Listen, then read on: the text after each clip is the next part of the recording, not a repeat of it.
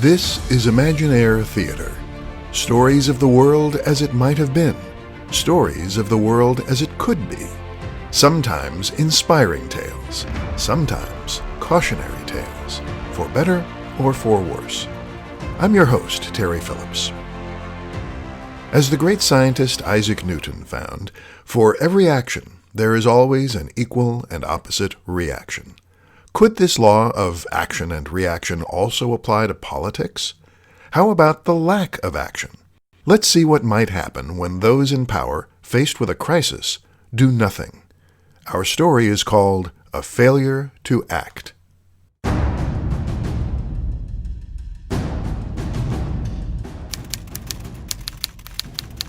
Okay, look. Whatever you think you know about abuse of power, not even close. It often begins with a failure to act. My name's Alex, and I'm a news reporter. Always was, always will be. I've heard a lot of terrible stories over the years, but this one was just so horrible. I mean, okay, let me just tell you about it. Back when this happened, no one had any idea how bad things were, or how bad things were going to be. Except for my cousin, Charlie Stone. Charlie was a Secret Service agent. After retiring, he got very sick and ended up at a small private nursing home upstate. The other day, Charlie asked me to visit him. It was a long drive, but what the heck. I was the only family he had left. Most of his other relatives died in the Bay Area attack. But hang on, I'm getting ahead of myself. When I got there, I found the duty nurse. Excuse me, miss? I'm Charlie Stone's cousin, Alex. We talked on the phone. Oh, yes. Is it okay for me to go in? Certainly. Thanks, but tell me, what's his condition? It's hard to say. We really don't know how much longer. It could be any day now. I understand. Charlie! Alex, hi. Thanks for coming all the way out here. Well, sure. Yeah, I'm sorry about all these tubes and wires. It's not as bad as it looks. Have a seat, kiddo. Thanks, Charlie. How are you feeling? Is there anything I can do? Anything you need? Sorry. Nah, they take good care of me here. See that little button? Gives me all the morphine I want.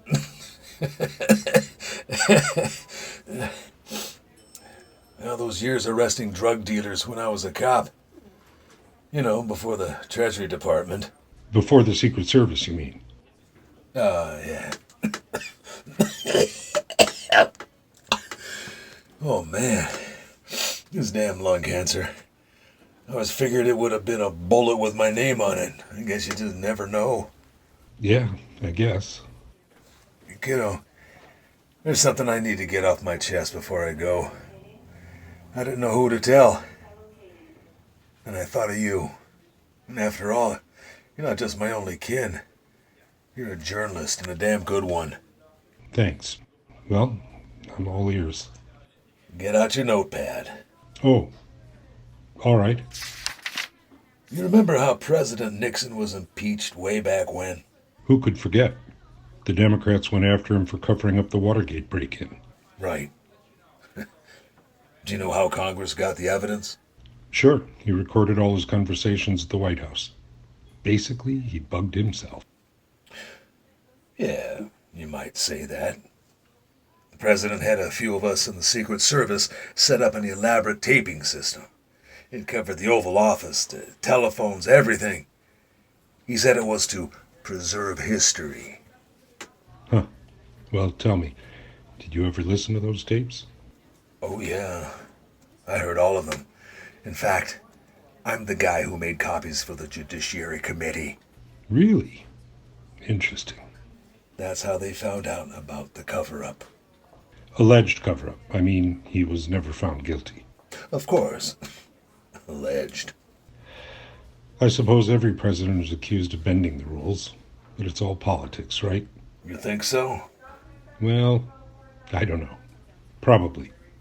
You said you had something to get off your chest? Yeah. It's about some evidence that was never revealed, something I could never tell anyone. Oh, really? Well, after all, you were in the Secret Service. That's right. Now I'm gonna share that secret with you. Okay. I need you to do me a favor, though. Now take this key from around my neck. Open that bottom drawer of the nightstand. There's a locked box inside. You mean this one? Unlock it. What am I looking for? It's a cassette tape. Got it. Now there's a tape player in the drawer, too. Pop it in there. Is this... Go ahead. Just hit play. But what... It's a copy I made of some Oval Office conversations. This is from a recording most people thought was erased. It starts with President Nixon talking to Senator Barry Goldwater. Senator, are you telling me I don't even have the support of my own party? That's right, sir. You'll almost certainly be convicted. But they won't vote to remove me from office. Yes, we will. What do you mean, we? Even you, Barry? You broke the law, sir. You covered up a crime.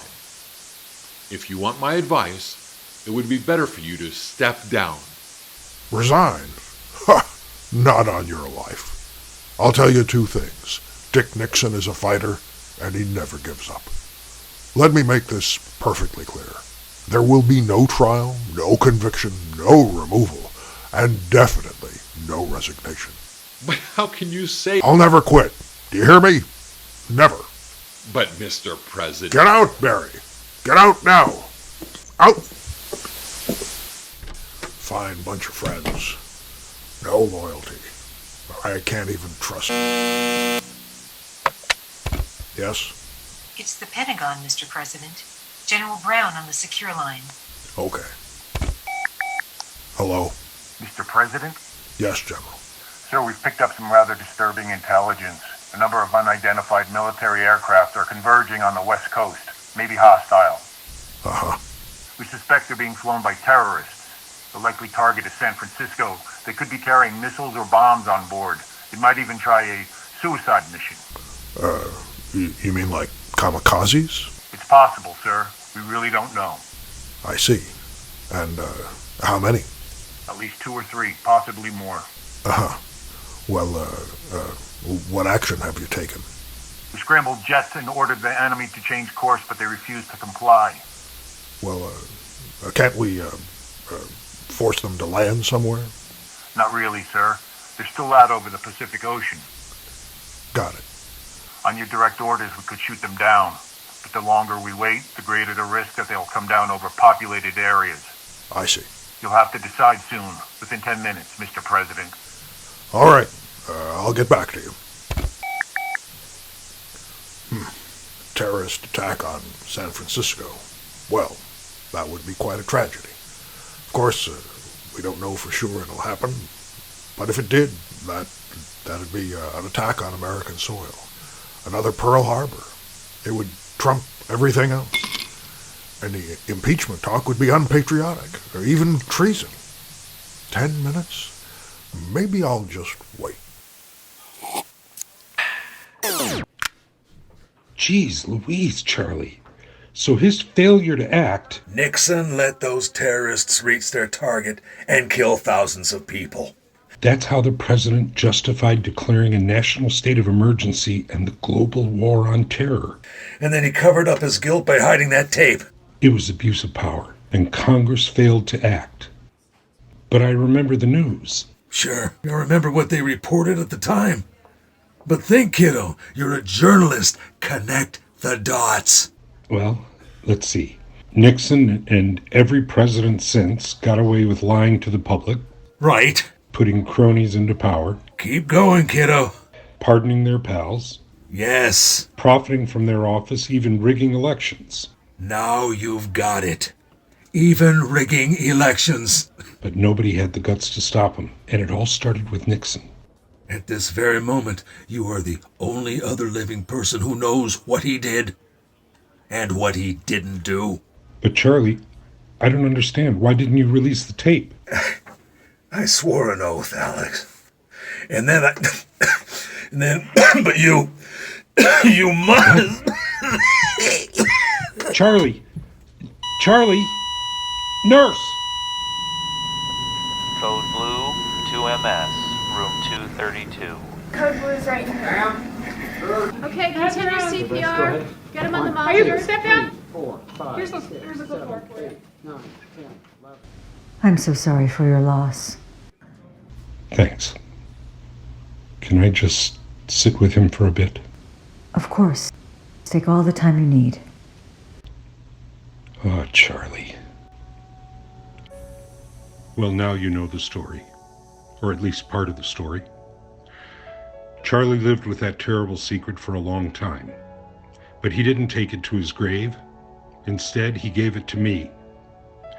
As a journalist, I've always tried to report the news without including my own point of view. But in this case, that's impossible. Maybe not even right. Because let's face it, we're talking about the survival of our country. We can't let corrupt politicians exploit the flaws in our system, pit us against each other, destroy democracy. So now I have a lot of work to do to tell this story. There's the tape, of course, and Charlie's dying statement. But I still need to connect more dots. Not only to prove what happened, but to show what comes from a failure to act, from our failure to act, before things get worse. God help us before it's too late. In a democracy, from the individual citizen to the highest elected official, we all bear some responsibility for the affairs of state. There is no excuse for apathy or neglect, whether in the Oval Office or at the ballot box. You've been listening to Imaginaire Theater. Today's episode, A Failure to Act, featured Paul Messenger as Alex and William Jones as Charlie. Also in our cast were Markos Kounalakis as Senator Goldwater, Mark Brady as General Brown, Christine Kludjian as the nurse, Genese Phillips as the President's Secretary, and Alan Smithee as Richard Nixon. Our music comes from Roman Senyk and Free Vibes. Script consultant, Mark Boyce. I'm Terry Phillips, inviting you to join us again for Imaginaire Theater.